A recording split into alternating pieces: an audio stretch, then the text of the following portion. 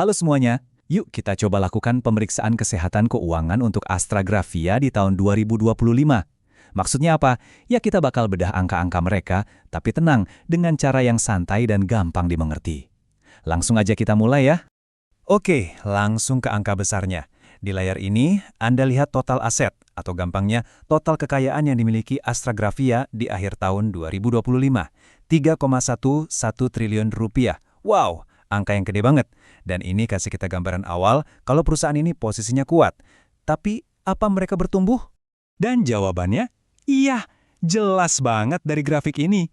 Total asetnya naik loh, dari 2,94 triliun di 2024 jadi 3,11 triliun di 2025. Jadi secara umum, perusahaannya makin besar. Nah, ini kan pertanda bagus. Tapi pertanyaan yang lebih seru kan ini, tumbuhnya itu dari mana? Apa sih yang sebenarnya berubah di dalam perusahaan ini? Nah, kalau kita paham ini, kita bisa dapat bocoran soal strategi dan fokus mereka ke depan. Ini dia peta perjalanan kita buat hari ini. Kita mulai dari gambaran besarnya dulu, terus kita gali lebih dalam buat lihat cerita di balik angkanya. Kita juga bakal lihat ada pergeseran strategi, membandingkan dua anak perusahaan utamanya, intip sisi utangnya, dan terakhir, kita kasih diagnosis akhirnya. Oke, mari kita mulai investigasi kita. Jadi, di balik angka pertumbuhan aset yang kelihatannya bagus tadi, ternyata ada dua perubahan besar yang arahnya berlawanan. Dan justru dari sini, kita bisa lihat cerita menarik soal strategi Astragrafia. Nah, ini dia inti ceritanya. Dibikin sesimpel mungkin. Jadi, aset mereka yang bentuknya tagihan ke pelanggan itu naik. Tapi, aset fisik mereka kayak gedung dan mesin malah turun. Ini petunjuk pertama nih soal adanya pergeseran strategi. Coba kita bedah satu persatu ya. Di bagian ini, kita akan fokus ke dua perubahan yang saling bertolak belakang tadi. Yuk, kita lihat apa artinya ini buat bisnis mereka. Pertama, kita kenalan dulu sama istilah piutang usaha. Gampangnya gini deh, anggap aja ini tuh tumpukan surat tagihan yang dimiliki perusahaan. Mereka udah kirim barang atau kasih jasa, dan sekarang lagi nungguin pelanggan bayar. Dan ternyata jumlah tagihan ini nggak main-main. Nilainya melonjak jadi lebih dari 515 miliar rupiah di tahun 2025. Ini naik loh dari 498 miliar di tahun sebelumnya. Terus artinya apa? Nah, ini ada dua sisi. Di satu sisi, ini pertanda bagus. Makin banyak tagihan, artinya makin banyak penjualan. Bisnisnya jalan gitu. Tapi di sisi lain, ini juga jadi pengingat kalau mereka harus pinter-pinter kelola kas, buat mastiin semua tagihan ini bisa cair jadi uang tunai tepat waktu. Oke, sekarang kita pindah ke sisi lain dari ceritanya. Aset tetap. Ini tuh barang-barang fisik yang bisa kita lihat dan sentuh. Gedung kantor, mesin-mesin di pabrik, mobil operasional. Ya, bisa dibilang ini tulang punggung fisik dari perusahaan. Di awal tahun 2025, nilai dari semua aset fisik ini, gedung, mesin, dan teman-temannya, itu totalnya sekitar 366,7 miliar rupiah. Pas akhir tahun 2025, angkanya malah turun jadi 322,5 miliar rupiah, jadi ada penurunan nilai aset fisik yang lumayan terasa ya. Jadi maksudnya apa nih? Ini kayaknya sinyal ada perubahan strategi yang cerdas. Mereka mungkin lagi ngurangin ketergantungan sama aset-aset fisik yang perawatannya mahal dan lebih fokus ke bisnis yang lebih ringan, kayak jasa atau konsultasi.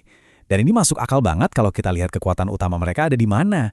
Nah, pergeseran strategi ini bakal kelihatan makin jelas lagi kalau kita intip mesin penggerak di dalam Astragrafia sendiri. Maksudnya, ya anak-anak perusahaannya. Setelah kita lihat pergeseran dari aset fisik ke layanan, mungkin Anda udah punya tebakan. Tapi angka-angka ini bakal ngasih konfirmasi yang super jelas. Coba lihat deh perbedaannya. Jomplang banget. Di satu sisi ada PT Astragrafia Exprints Indonesia yang bisnisnya di percetakan, asetnya 119 miliar rupiah. Di sisi lain ada PT Astragrafia Information Technology atau AGIT yang fokusnya di layanan IT. Total asetnya 1,145 triliun rupiah. Jadi intinya apa? Gini, bisnis IT mereka itu bukan cuma lebih besar, tapi jauh lebih besar. Ukurannya hampir 10 kali lipat dari bisnis Exprints kalau kita lihat dari asetnya. Ini benar-benar negasin kalau masa depan dan kekuatan utama Astragrafia itu ada di sektor teknologi informasi. Oke, kita udah lihat apa aja yang perusahaan ini miliki. Sekarang, biar pemeriksaan kesehatannya lengkap, kita juga harus lihat sisi sebaliknya. Apa yang jadi kewajiban atau utang mereka? Yang menarik, total utang perusahaan ini ternyata hampir nggak berubah dari 2024 ke 2025. Angkanya stabil banget di sekitar 1,02 triliun rupiah. Ini nunjukin manajemen utang yang terkendali. Tapi, yang lebih menarik lagi, itu kalau kita bedah isi utangnya. Nah, lihat ini.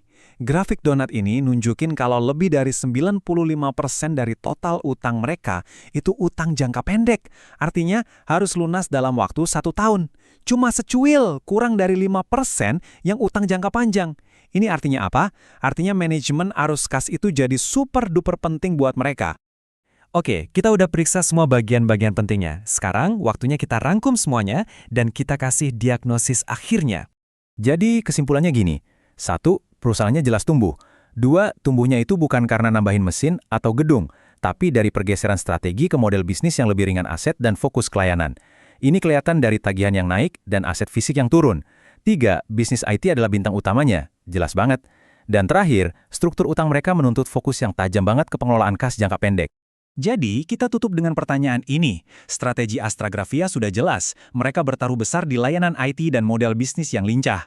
Pertanyaan besarnya sekarang adalah, mampukah mereka menjaga arus kasnya tetap sehat untuk mengubah semua tagihan yang makin numpuk itu jadi untung beneran? Nah, keberhasilan strategi ini bergantung pada jawaban dari pertanyaan itu. Terima kasih sudah menyimak.